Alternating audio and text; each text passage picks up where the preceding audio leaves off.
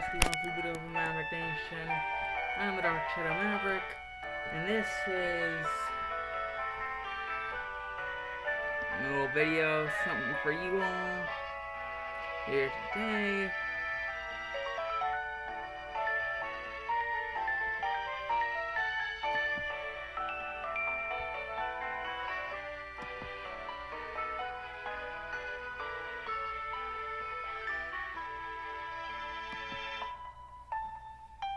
So, Naruo Poke Summoner, what if?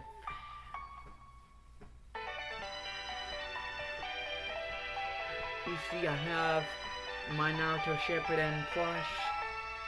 You know, Naruto from Naruto Shippuden, otherwise known as Naruto Part 2. And one of my favorite, if not my favorite evolution, Umbreon in plush form. I'd have to say my second favorite evolution is Sylveon, my third favorite being Jolteon. Well, actually I guess a tie-in between Jolteon and Glaceon. Actually, make the second place a three-way tie-in between Sylveon, Glaceon, and Jolteon. Seeing as, well, Renegade Glaceon is a thing. Even though I love Jolteon and Electric type is my favorite type, and Sylveon is just adorable. Plus, I love the move Moonblast. And you know, Pokemon me.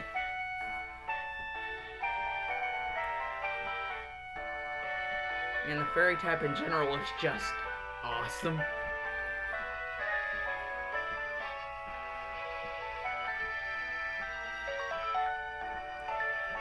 But Umbreon is just special on a whole nother level.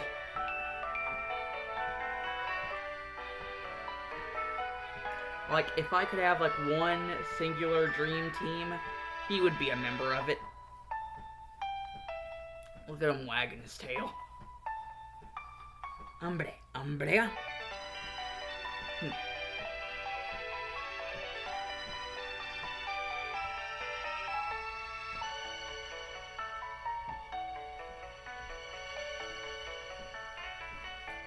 And as you can hopefully hear in the background, it's New Bark Town theme Heart Gold, Heart Gold to the Silver version, because I freaking love Johto. Second generation is where my true love for Pokemons skyrocketed. Like, I already loved Pokemon in, like, the first gen, you know, whenever I first got introduced. But second gen is where that shit skyrocketed. I didn't really know how to feel about Hoenn. Sinnoh is where I started, you know, getting back into that sense of, I really, really, really like this. I mean, there was some stuff in Hoenn I really liked, but whenever it came to Sinnoh, I just, like, oh my gosh, I remember what it's like to be a crazy Pokemon fan. Especially whenever considering, you know, the Sinjoh region, which is basically a connection of Johto and Sinnoh together as one region-ish, I think. Which is so freaking awesome. And then there is Generation 5, you know, Unova. Basically the America region. It's not bad. Actually played Pokemon White version.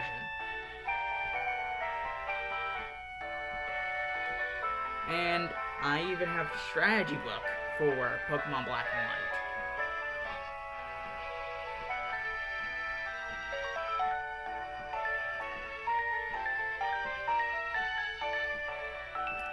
As for X and Y, well, I got X version because frickin' Xerneas is awesome. Plus, I like the letter X more than the letter Y. And like I say again, I like the fairy type. Even though the dark type ain't too bad either. That's how we got help with the psychic types. So the dark type will always hold a special place in my heart. But the fairy type also holds a very special place in my heart.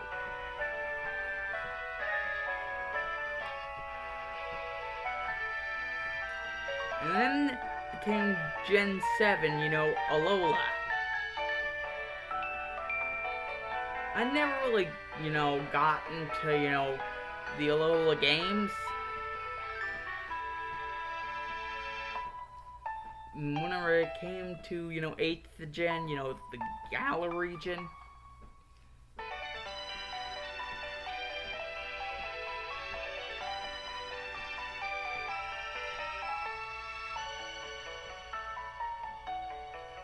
Pokemon Sword and Shield. I got Sword version. The one with Zacian instead of Zamazenta. I like Zacian more.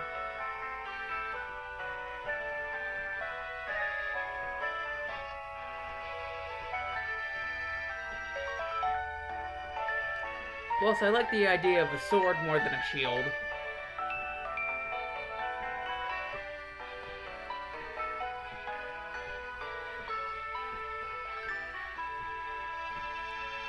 And then it goes all the way up to Gen 9.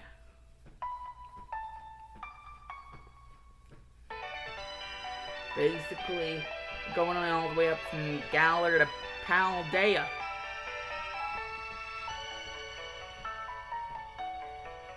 I don't really think I have, all that much or any experience with Paldea. And probably even more or less even less with the Hisui region, which is more or less just old Sinnoh, from what I understand of it.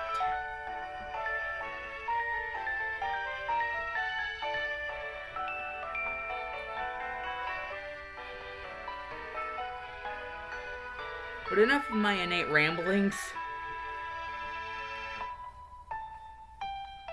Time to actually get on to the what if. Yeah, that's right. What if? It's what if-ery time once again.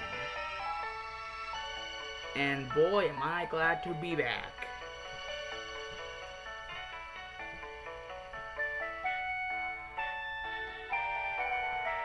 This what if is indeed going to be called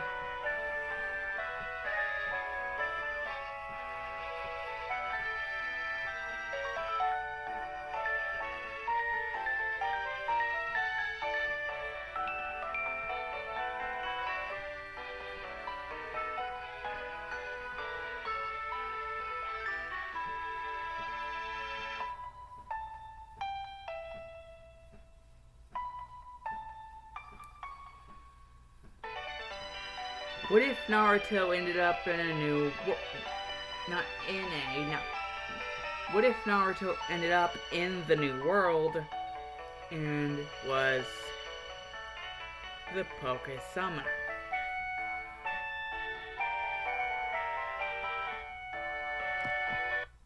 This will be a part 1.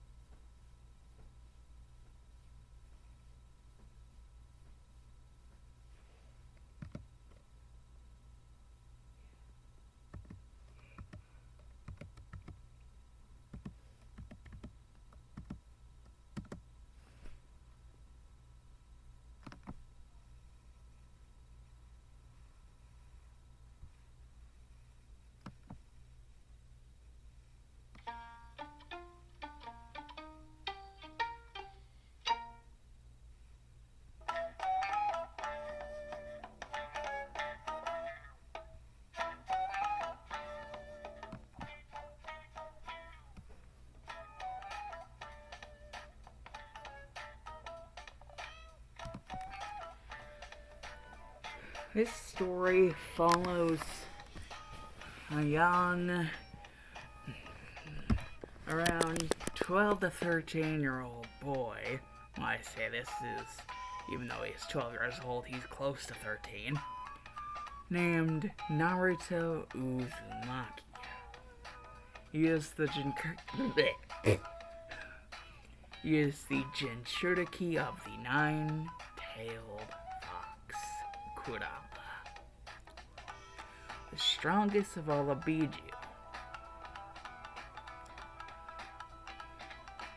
And Varao a Konoha Shinobi, rank Genin.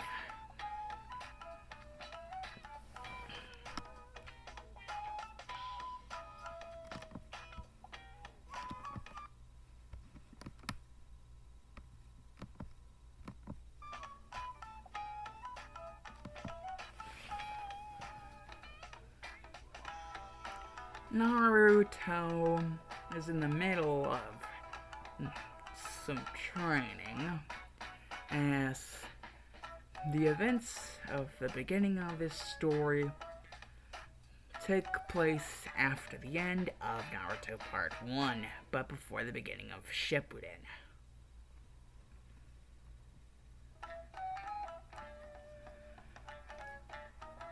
Jiraiya comes up to Naruto and speaks to him. And Naruto, want a popsicle? You don't train yourself half to death. The Toad Hermit says, offering him the half of a popsicle.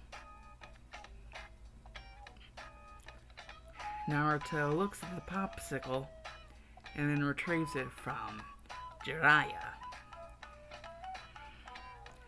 Thanks, pervy sage. That really hits the spot. So, about the training. Naruto ponders. Quit it, kid. You're gonna run yourself in the ground if you do any more intensive training on this. I know I told you to draw on the fox's power, but this is just getting insane. Something about this is off. Lucky for you, and partially lucky for myself, we have a boat to catch. Or ship, whatever you may call it. Naruto looks with a quirked eye at the sage. A boat to catch? A ship? Jiraiya replies. Yeah.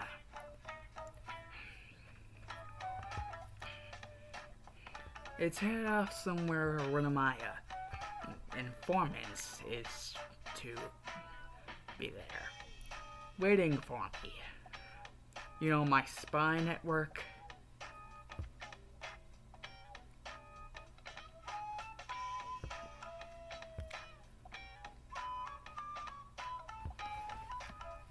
Naruto just goes with the flow as he sees no point in arguing, seeing as, well, they are very far from the Land of Fire by now.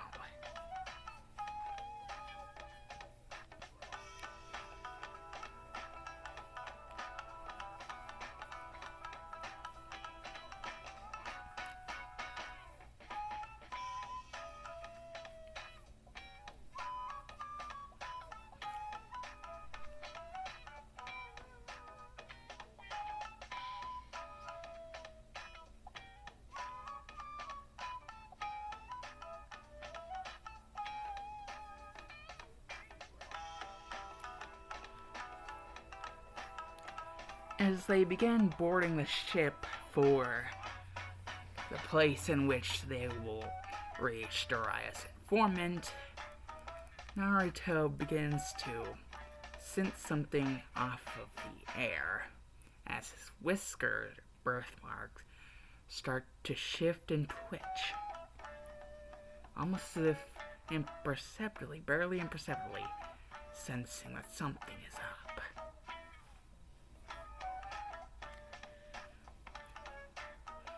The captain of the vessel sees this.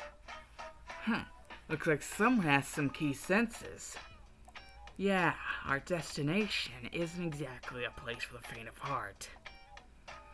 However, Jiraiya-sama is no ordinary shinobi. He should be able to make it fine. Don't tell me that you're going alongside him. Jiraiya then informs the captain that Naruto is his student.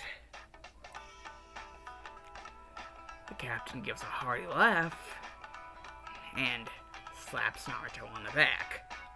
Not hard, just enough to, well, you know. As he walks away to, well, do his thing, Naruto does his own thing, traveling aboard the vessel, trying not to get into too much trouble as to keep the prairie sage from, you know, getting on to him more than he already has. You can sense that something is up.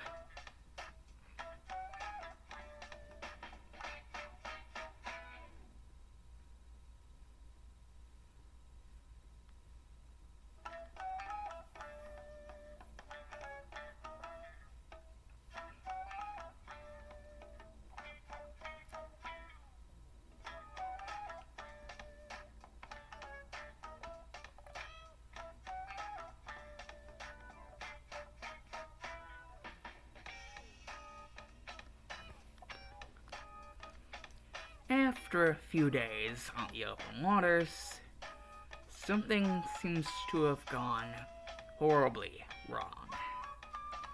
It starts with the fact that even Naruto can realize that they should have at least spotted some form of land by now, or at least some sort of realizable change that would imply something had, you know, happened. But everything seems even. Too even. Too peaceful. Almost as if a coiled animal poised to strike. Soon, their very lives changed forever.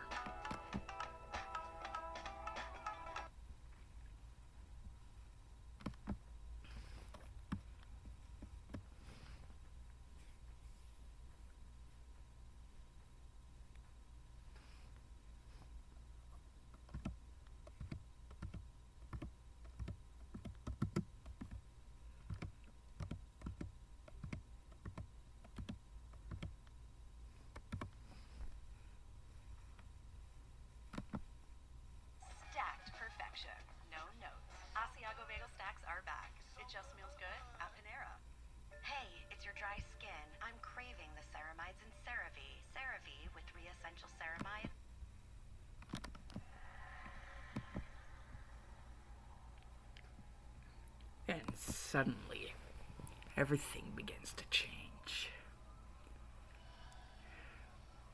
Quiet. Too quiet. Jiraiya himself even begins to tense, as if they're being watched while on this water vessel. Jiraiya goes towards the captain to see if he's been able to pick up on it as well. But whenever he enters the quarters of the captain, he sees something terrible has happened.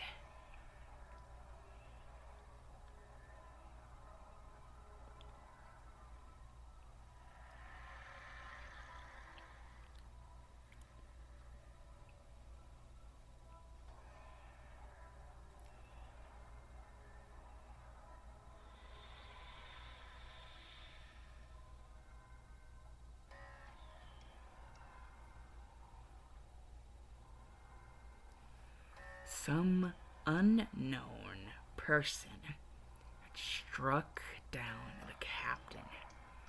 Their uniform and type of headband is unrecognizable. They seem to be female, but they do not look like they want to have fun time. They go for another strike, but Dryad is able to knock them out with a Rasengan. But they just seem to melt through the wall whenever they collide with it. Something terrible has happened. Whenever Dryad goes to feel for a pulse on the captain, he realizes the captain is dead. They've been attacked. And the worst of it, there are more of those types of people. The one with the indiscernible type of outfit.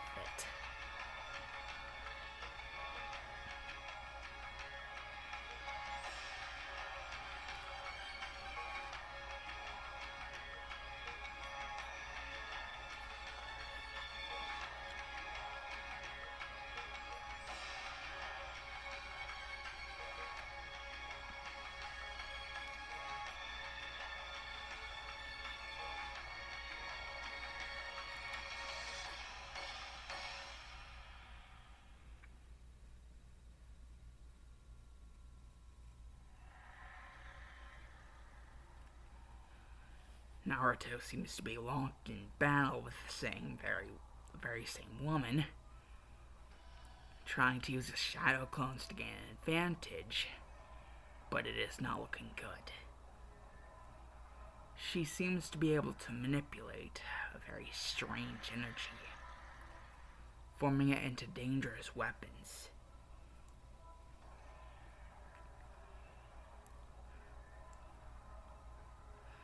Seem to be able to sense Naruto before he's even able to move and attack accordingly.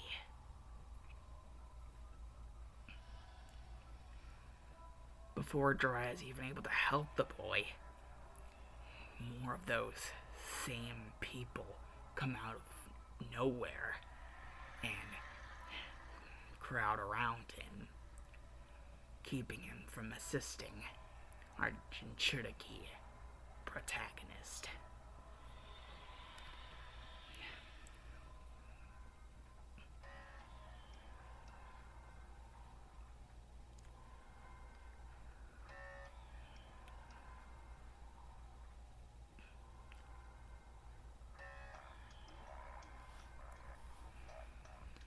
The woman takes off her mask.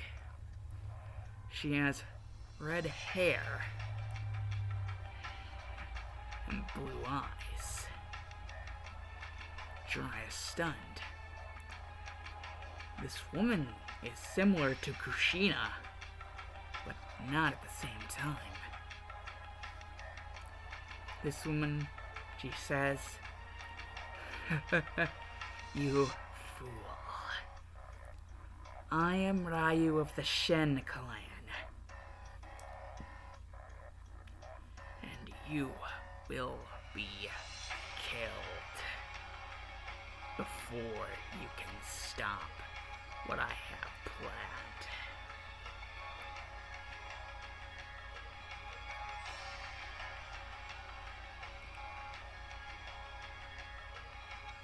The power of the Shen Fang must not be stopped.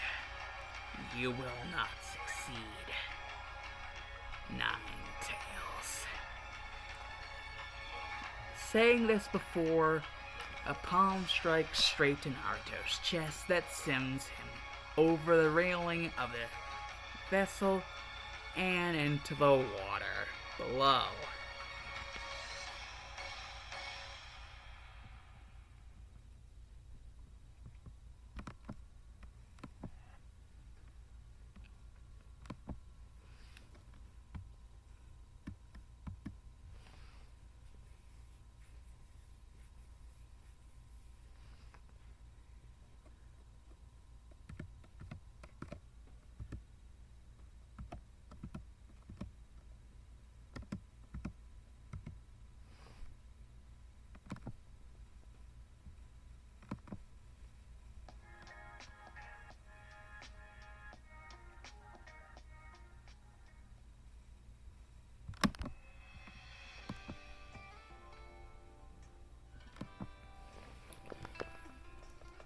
Jiraiya explodes in the power of Sage Mode. Finally have gathered enough energy and uses Odama Rasengan to blast away the Moogs. And in a smoke bomb, the one, apparently, from what Jiraiya can tell, must be the leader, disappears without a trace. Jiraiya falling to his knees, unable to reconcile with the fact that he just lost his godson to people he barely even knows.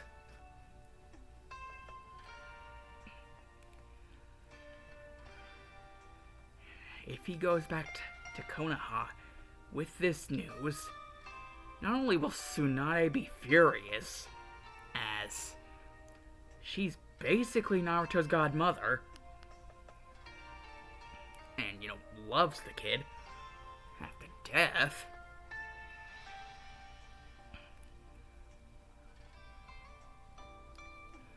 but basically the Hidden Leaf will have lost its deterrent of violence.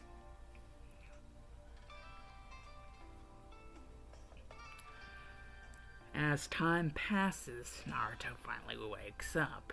Whenever he does, he sees himself on a sandy beach.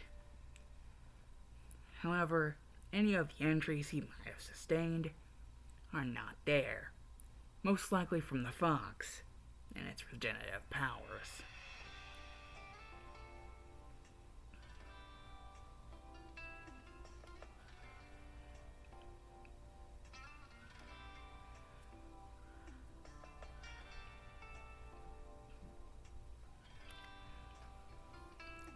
However, quite a bit away, but not too far away to not be observable, deep in some bushes, there are creatures observing Naruto as he wakes up, and sees that there are berries around him. Things that will allow him to sustain himself while he tries to find a way back to his village.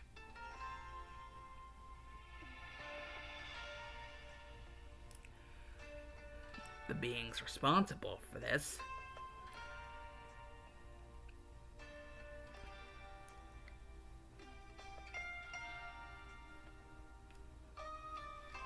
to Lucario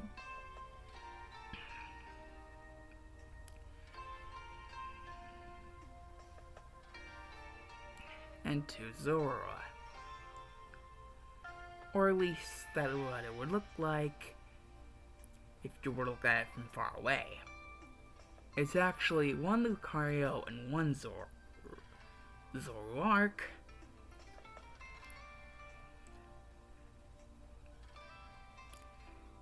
And a Riolu and a Zorua, the children of the two. Because the mother Zora lost her partner, leaving the Zorua without a father.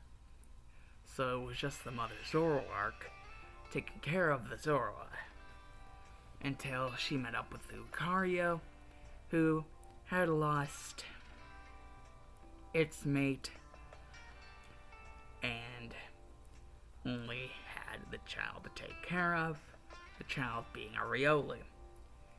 In coming together, they made their own little family. And whenever this makeshift family saw the state of Naruto and the fact that Naruto was even on the island to begin with,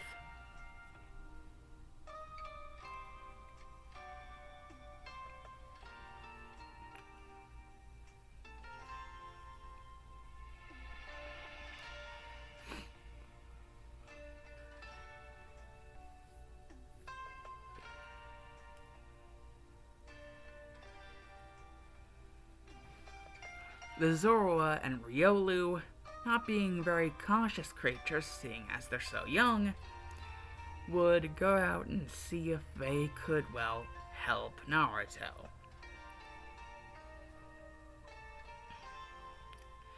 But their parents, the Zoroark and the Lucario, would pull them back into the shadow.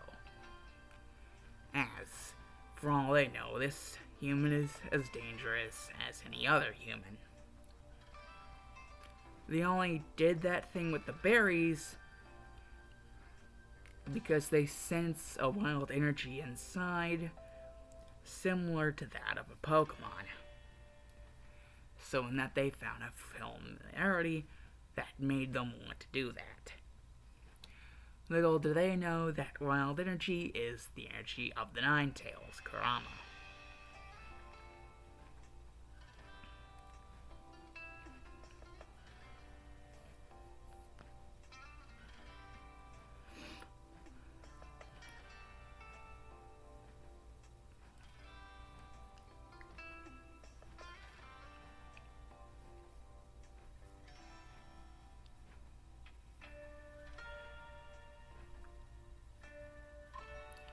After everything that happened, Naruto basically had to find a way. Well, seeing as everything had basically gone kaput, to basically survive out here before he can, basically, leave the island, he has to find a way to survive the island before he can leave it. Survive long enough to actually, get that chance.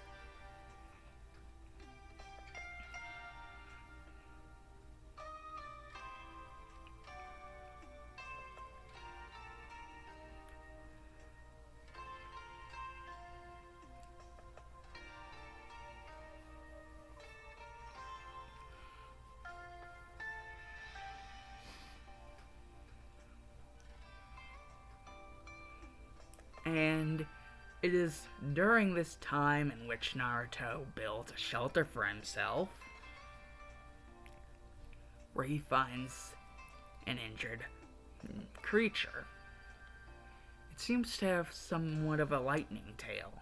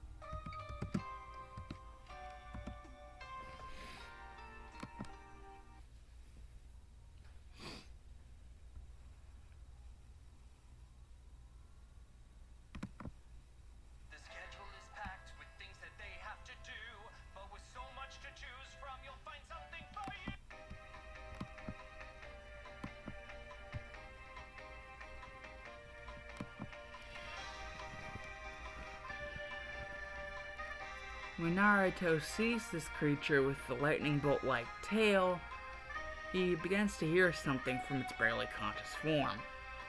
Choo, choo, beep, beep, choo. And it's what's Naruto trying. What he does next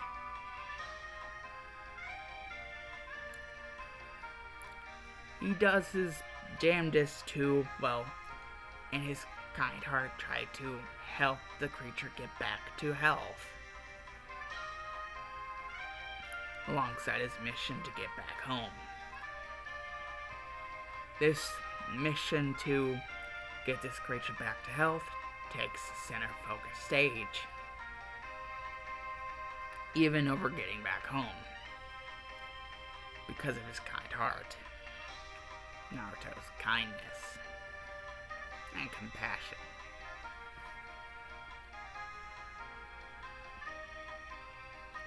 Said kindness and compassion ends up getting a lot of the other Pokemon to trust him. Yes, that's right, Pokemon.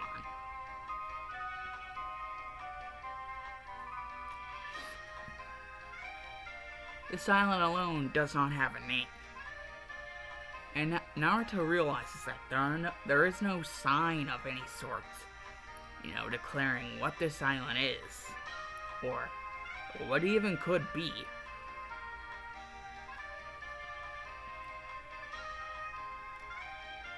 And, well, he even tries summoning one of the toads to try and get a better feel. As Jirai often did talk about, senjutsu and some of the things it can be used for, like nature stuff. So he tries to get the toads to sense around for stuff, but he can't summon the toads for some reason. Then whenever he looks, it turns out his name is marked out of the contract. He is understandably freaked out by this. He's like, what?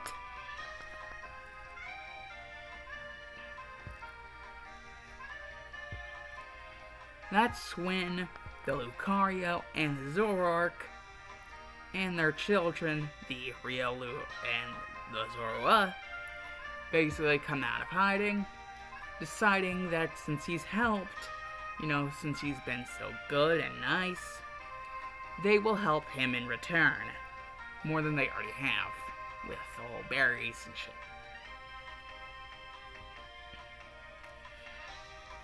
They take him to a sort of place in which they call it temporary home before a cataclysm nearly destroyed all of it.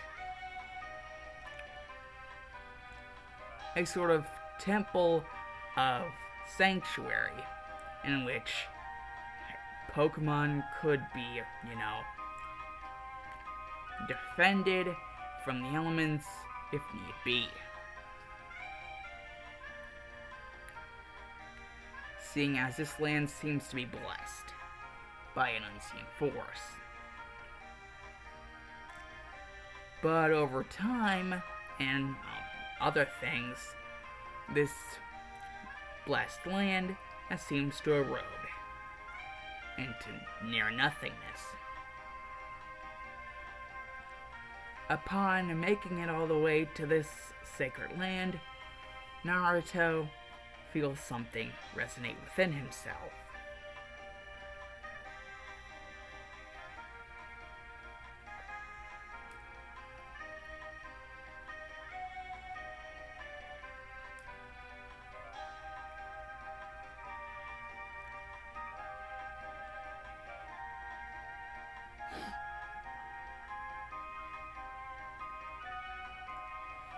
And that's whenever it happens. Naruto gets a splitting headache. And within this time frame of such a splitting headache, he receives visions. And in these quick flashes of visions, he sees the entire lifetime of these Pokemon. Before being forced to leave their home, now here. Naruto feels sorry for the Pokemon. But now knowing that he can't really be reverse summoned back using anything that toads have,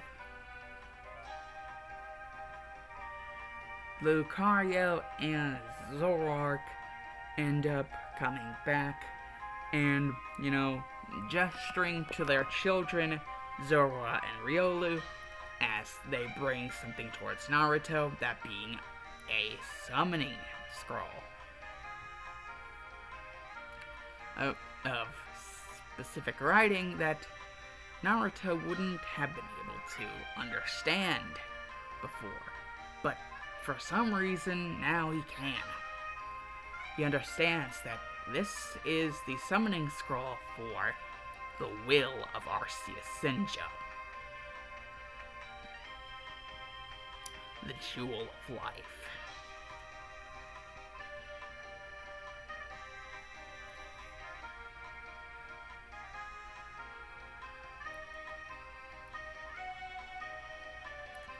With this very power, he will achieve something of divine godhood.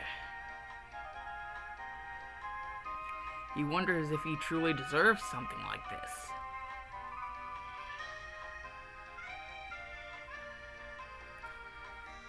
But upon touching his hand to the scroll, he finds that he can actually understand the Pokemon whenever they speak to him. The power of the Jewel of Life giving him the ability to understand Arceus and her children.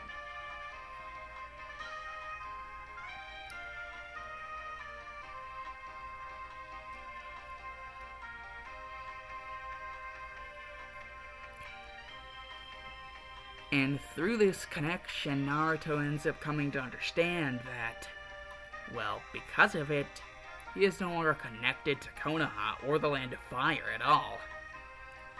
Or even the Shinobi Nations, because it turns out that this island is way far off from where Jiraiya was supposed to go. That these people somehow must have done some sort of jutsu to send the ship off course before they attacked. The people that attacked Naruto, Jiraiya, and the captain, and everyone else on the vessel. And he even figures out from the Pokemon that was 2 weeks ago. So yes, 14 days ago, because 14 days is 2 weeks. He's been unconscious for 14 days. Barely sustained at all, just because of the chance that something could happen. That he might be worth saving. Even though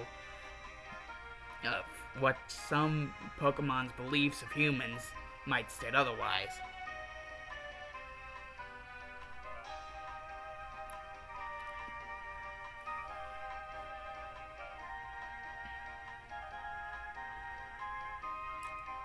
The one to give the Pokemon the belief of this is the very origin Pokemon themselves, or the Pokemon of the origin of all the other Pokemon. Not the creator, but the origin.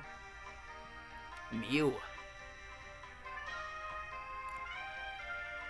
Mew came down from the sky, and told the others to hold out for hope.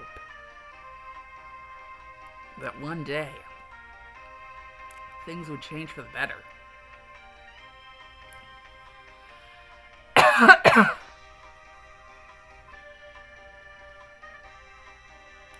That all they had to do was hold out for hope. And looks like, well, he was right. Because now that Naruto basically knew that there was no chance of him coming back home anytime soon,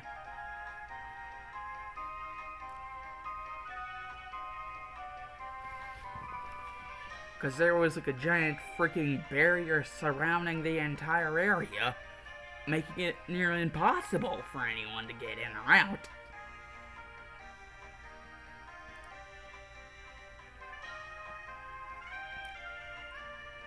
And also, Naruto felt so bad about the situation of the Pokemon that he wasn't just gonna leave them to suffer.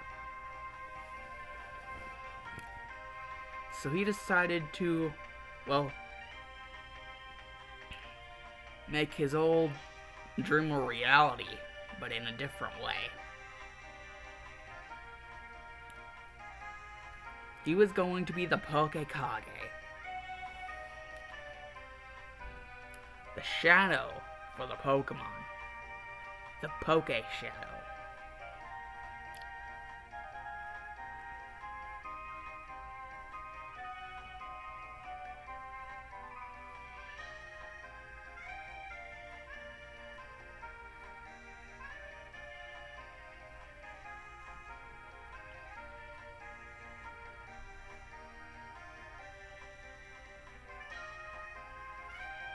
And, well, actually, from word of Mew, who ends up coming up to Naruto as it had been using these areas for a sort of home, if you will.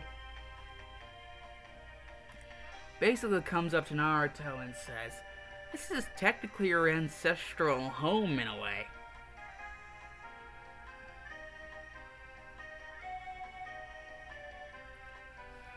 Yeah, basically the entirety of Uzu was displaced and basically sent off in a different direction from where it used to be because of the power of, well, what happened whenever the Pokemon entered this reality.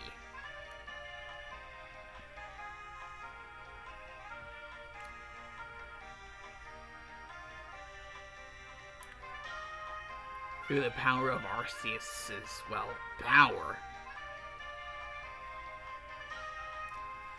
Something had to become their new home, and thus it was displaced.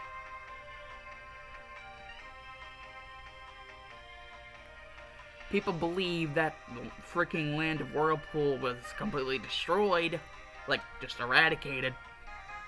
No, it was actually displaced.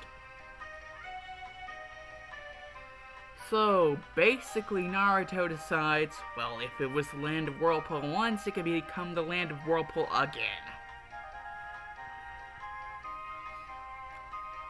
And I will help everyone. So yeah, he basically decides that he's going to work his way up to becoming the new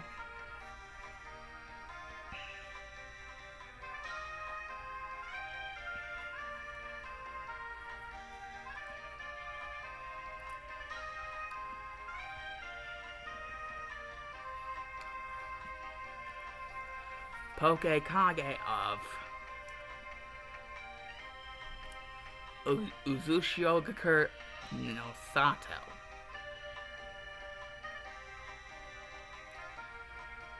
The old location of Uzushio was near Fire Country, but the new location after its displacement led it to be entirely off of the map of the elemental nations, more or less out of their sphere of influence. So none of the elemental nations even know where the hell it is because they don't even think it exists anymore. But it just does, but now under a different name.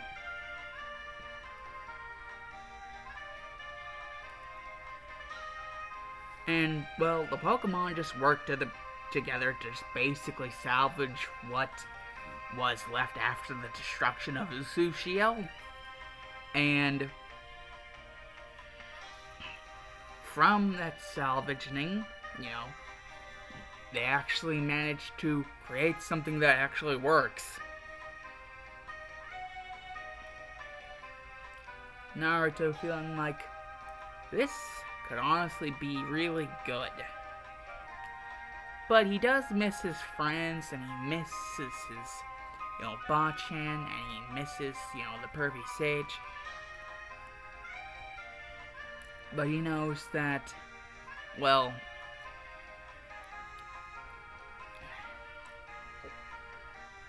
those mystery people are an unknown element, and he does not know how dangerous they really are. Maybe they could be an Akatsuki level threat. He has no idea. He doesn't know, and that scares him. And he's like, I have to find a way to protect my precious people, even if I'm not inside the Konoha.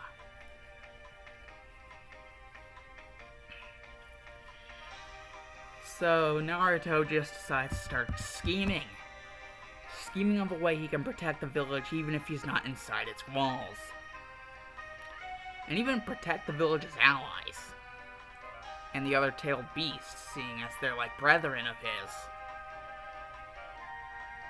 Well, the others in Cherokee, seeing as they're like brethren of his, because they contain tailed beasts and he contains tailed beasts. Especially people like Gaara, because Gaara is a good friend of his after what happened. in tuning exams.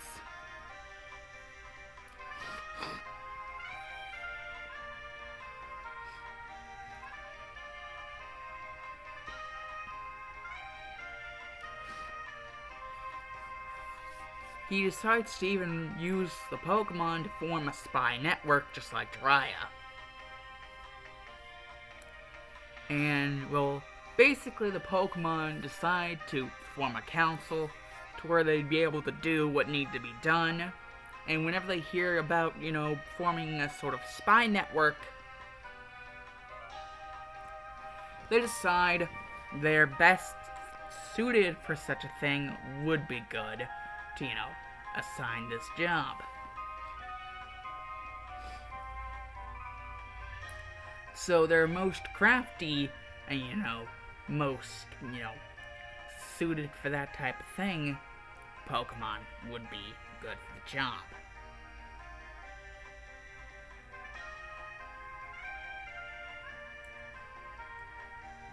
And even, Zora willing to, help her friend, because she envisions Naruto as her friend, and Ryo does too.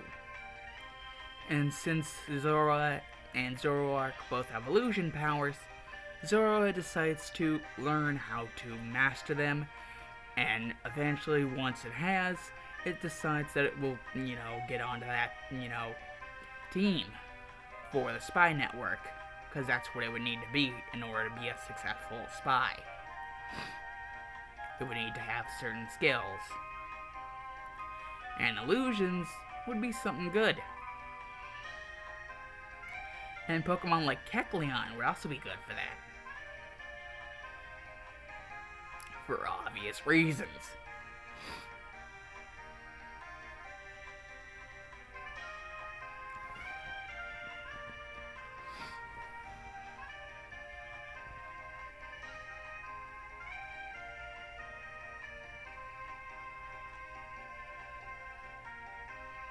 And Pokemon like, freaking Ninjask and Yanmega. I think Yanmega is really fast. I know Ninjask is, but Speeders would also be good for that shit. Basically like a type of Anbu, like Naruto wants to make, like Uzu Anbu. He decides to form a sort of Uzu Anbu to send out on certain specialized missions and different types of things. He wants to make a sort of netted web for different types of things.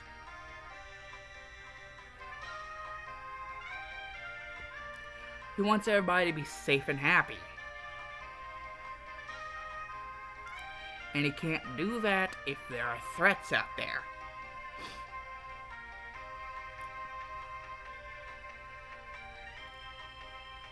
And so Pokemon like Delibird and Dragonite, Delibird, who we know drops off presents and shit, and we've seen in the first movie that Dragonite freaking letters and shit.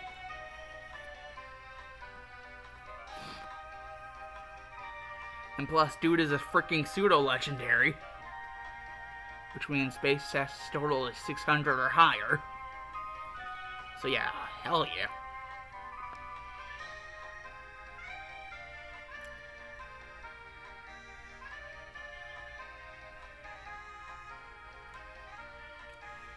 And plus, stuff like Ninjask and Yanmega would be good as, high-speed assassins. Like the shit that Kashi can do. And Shisui, of the body flicker. And Minato, and Raikage. But mostly Minato, the fastest man alive. Freaking Fleon side order. Triple, double, whatever the fuck, freaking class. Shinobi bullshit. I'm telling you, that shit is insane. And seeing as there's so many different Pokemon, so many different ways to do this game, basically Naruto has so many different ways of, designing this entire shit. And, this isn't a tiny island. Azushio isn't all that small in the beginning, and ever since then, it's just been getting bigger. Because of, different, shit that has caused it to actually grow in size ever since displacement from its original location.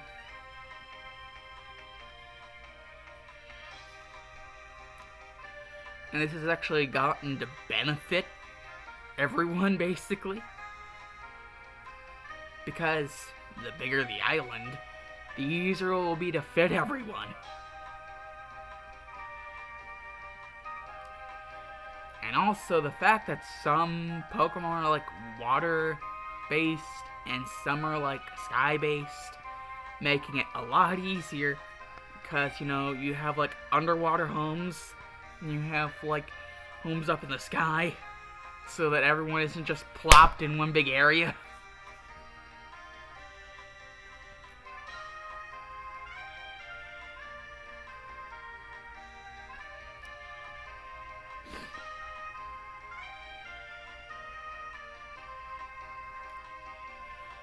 And then Naruto just has to remember the thing that started it all. The Pikachu that, well, not really Pikachu, it's a Pikachu now, or at least he thought it would be by now. But no, it actually wanted to stay in its pre-evolutionary form for some reason. Then again, there is the fact that he wasn't able to find any Thunderstones. Or at least the Thunderstones that he found were in shops. And, well, he didn't want to take the chance of evolution away from, others.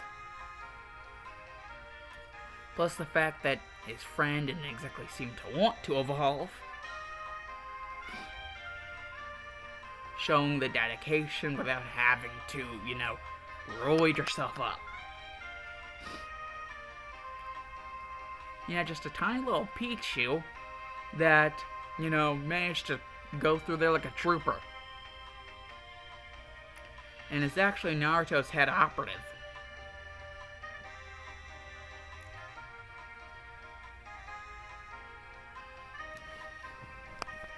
He actually went the way of most Pokemon games, not all, and gave a nickname, Trooper.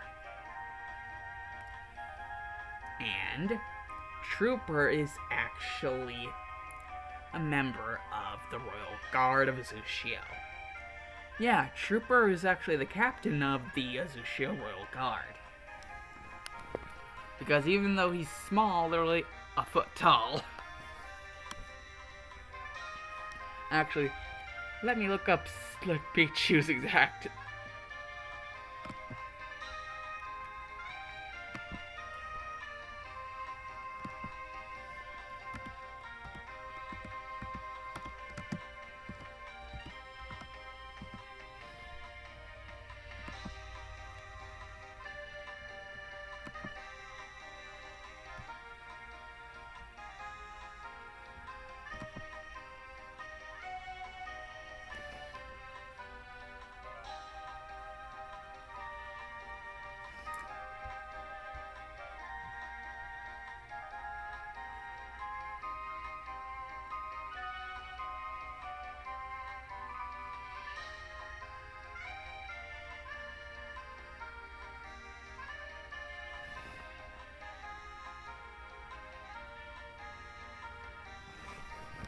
Oh boy.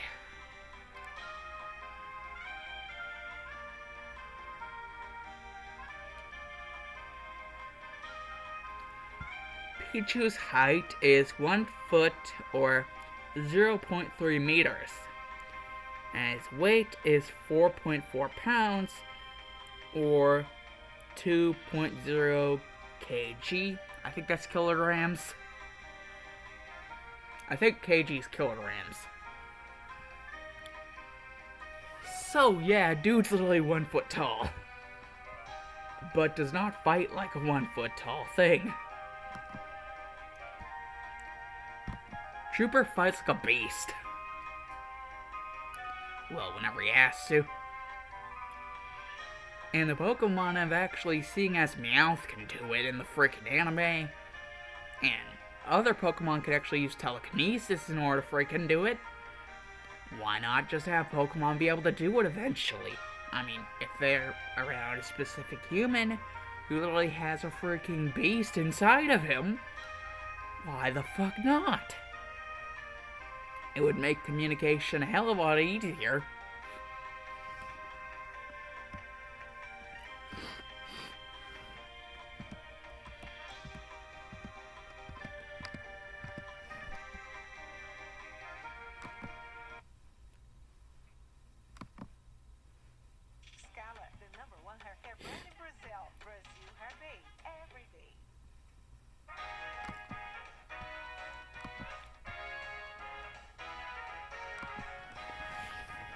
And now we are to mostly current day. In Neo Uzushigakure.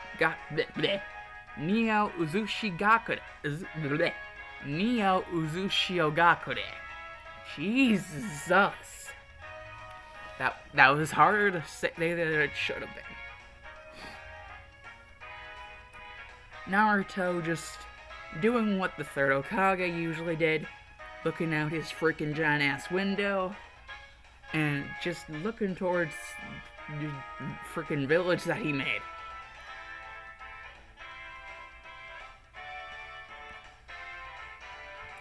And how everything just came together nicely. Because it ain't just Pokemon that live here now. Yeah, some people actually came around and incidentally found, the island. Well, not really incidentally. It was more or less some psychic messaging. Yeah, just literally like, psychic Pokemon have the ability to use freaking psychic messaging. What if I were to do like a little network to get certain messages across? And one of those messages being, well, it shouldn't just be Pokemon that live here, with me being the only human. Everybody should be able to join if they want and if they're not a problem.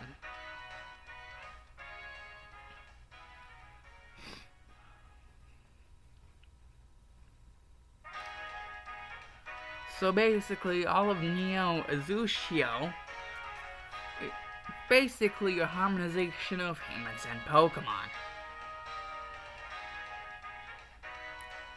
Like in the games, movies, TV show, whatever.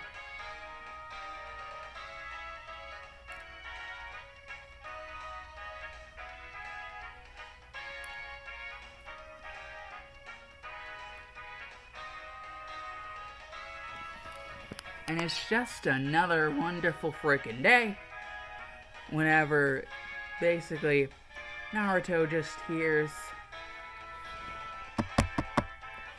and he's like, enter, and he just hears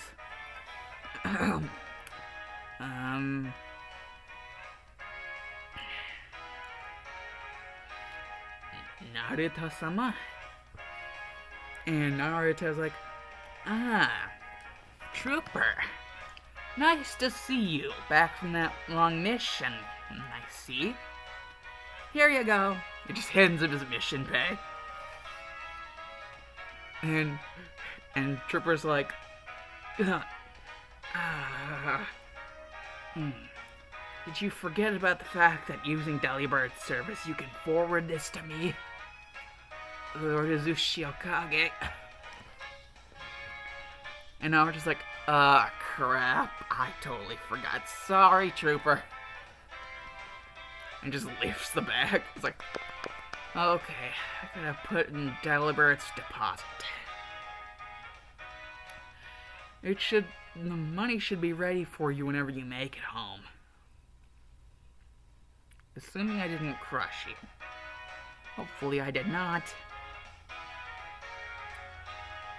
And Trooper's just like, I'm good, I'm good. Now, if you guys were wondering what the mission was,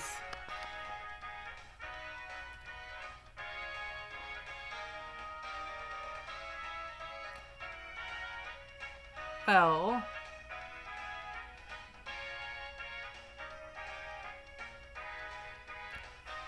seeing as Naruto didn't exactly like the fact that he had to leave the village, he decided, to have someone to keep relative ties.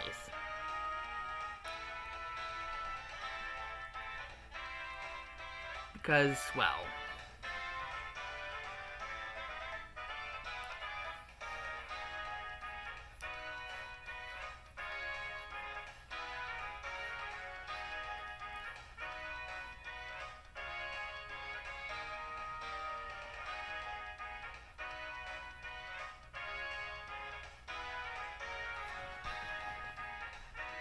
Trooper for the past few days, it's just like days and nights, has just been acting as Naruto's eyes and ears in Konoha. Seeing as he can basically use the Pokemon summoning, contract to basically transport other Pokemon in different places.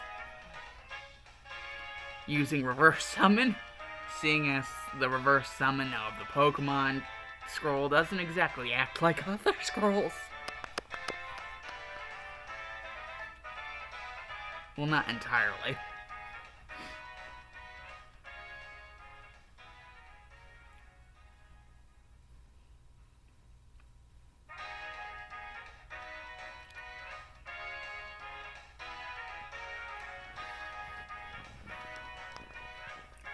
And Naruto's just like, so, what did Bachan say?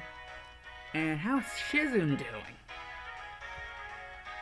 Trooper's like, oh, Lady Tsunade, well, aside from the drinking, mostly alright. And, the Shizune,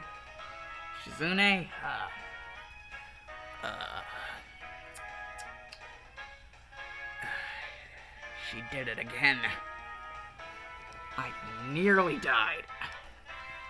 And Naruto is just like, I keep on trying to get her to stop glomping you. I get that you're cute, Trooper. It's just, yeah, like, literally, Shizune just cannot get over Trooper's cuteness.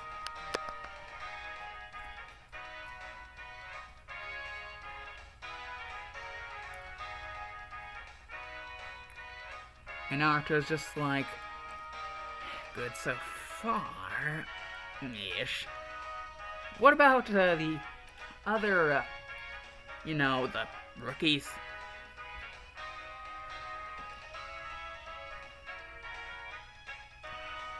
Basically, Trooper's like, oh, as for the rookies, Tsunade decided not to tell them. I sincerely do not understand why Tsunade would just not tell them. I mean, after all, she is the Kage. But it ain't mine to get into the logistics of.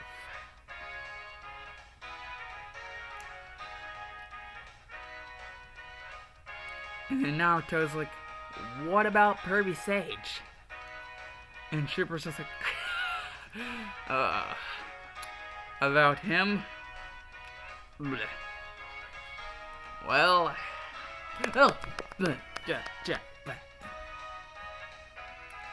about him, more the same old.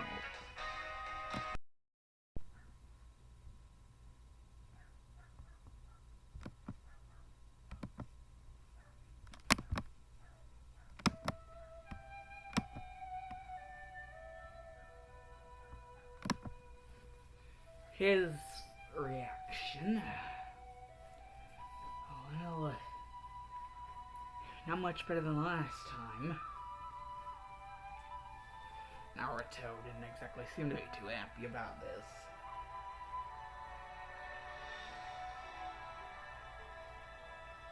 Naruto basically gave it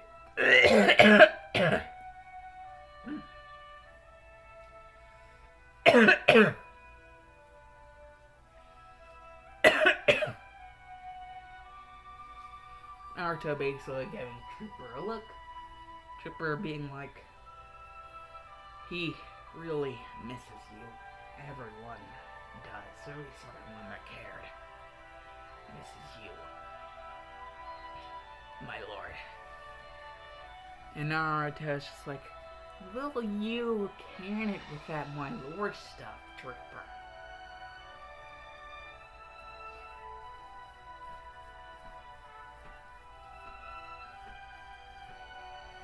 After all, it's not like I plan to just stay isolated forever. If my dream is to be complete realization, then I must take things by storm. Storm of the Stormbringer.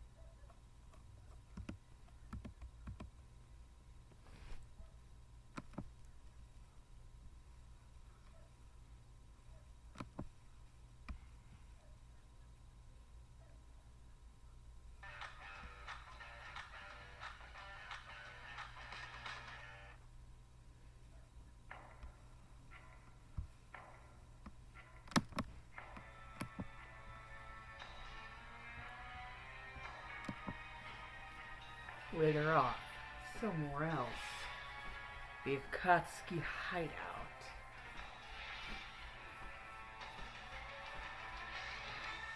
Obito, masquerading as Madara, with Pain and Konan, are approached by someone.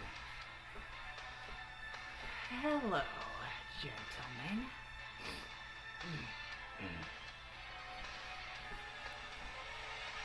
Hello there. I propose a little something. You want the Nine Tails Jinchuriki? I want him dead. You want his Bichu? I want him.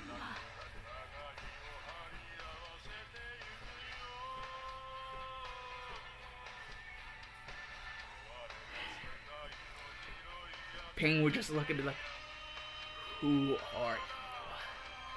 And just lift up his hand for Shinra Tensei. And just catch it like, I wouldn't do that if I were you. Like, break the arm.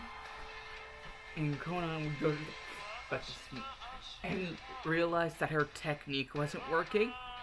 And basically she would just see that a blade of blue energy that isn't chakra is going straight through her chest. And expands and explodes, killing Conan. And then, as Pain is just on the ground, she just like crushing the head. And then Obito just comes out, whoosh, and it's just like, impressive. But how do you plan on defeating me? Oh, please, Obito.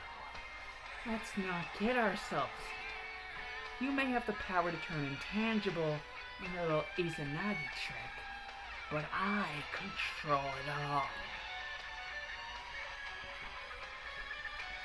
Synthetic aura is the way of the future. And all in all, I will run this race. I will win. This will be fun. Trust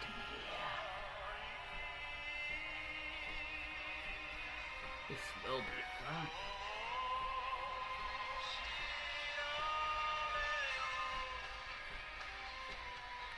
Now let the reign of Fang Shen begin. And Obito would be like, "You're delusional." And Fang Shen would be like, "Says the one who wants to use this Suka whatever to bring back his little girlfriend." And then Obito would be like, "How do you even know about her? How do you know about Rin?" And Fang Shen would be like, "It's not something you need to worry your pretty little head about. What I'm after is the key of ultimate power. Synthetic aura is what I will use to forge the keystones ready to open the power of the worlds combined. 4 keystones in my way. This keychain of mine will change that all."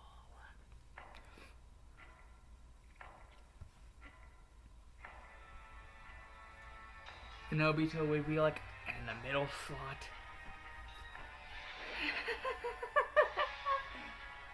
She'd just be like, "Oh, the middle slot.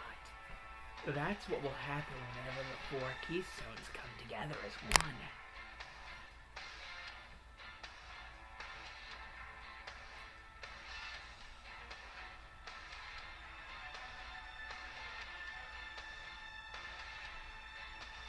Whenever the 4 keystones come as one, there will be an even greater power granted to me. The power to meet with an audience of the most powerful, the most highest. Even more thou than Arceus Angel himself.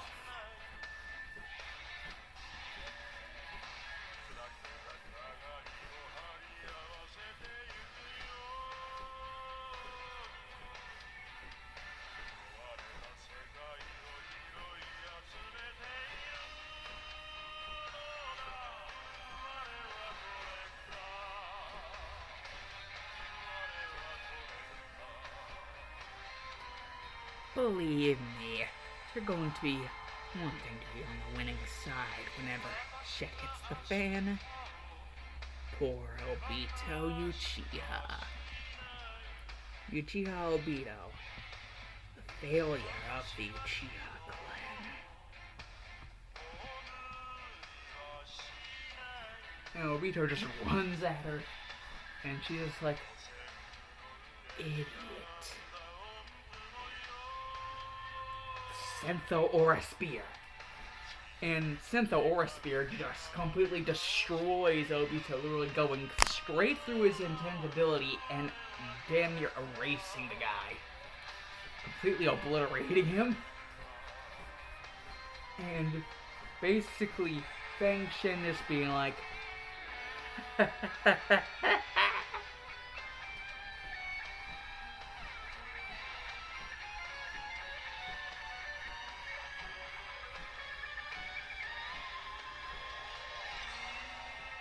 "The avatars of love will be my key to victory, and my revenge will be complete. With the power of synthetic aura, I will reign supreme, even above gods. With my revenge complete, no one will stand in my way."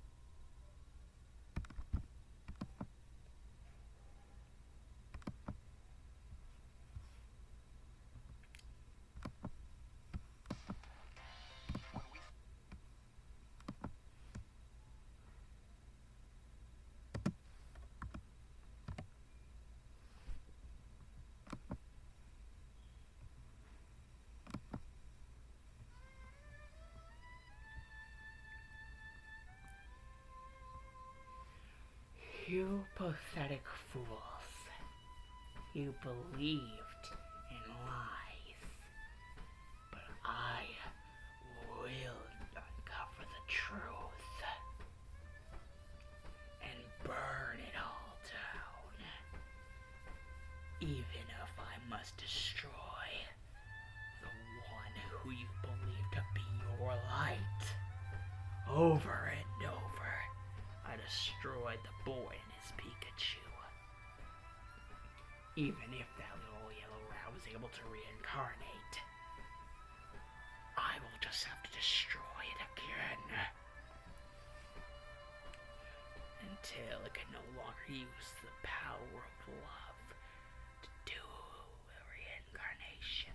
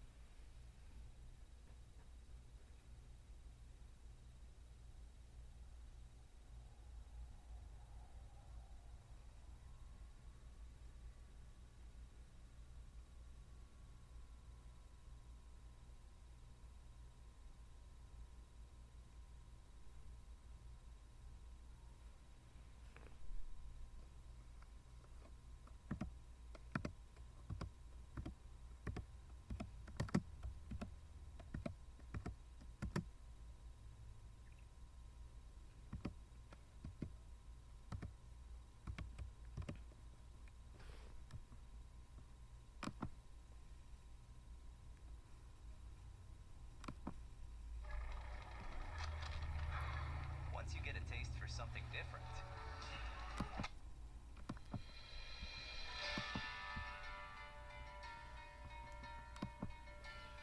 Soon enough, I will be the one in control.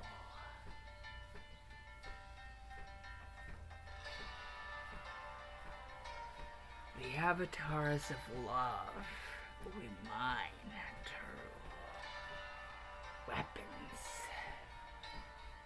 to bring forth the death of Delta and my revenge. Call it a bad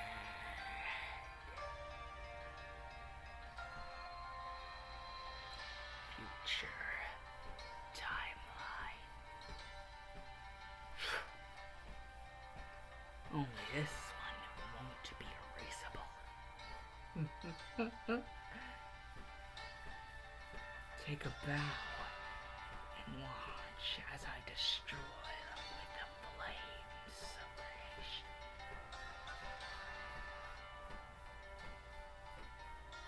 You fools have made your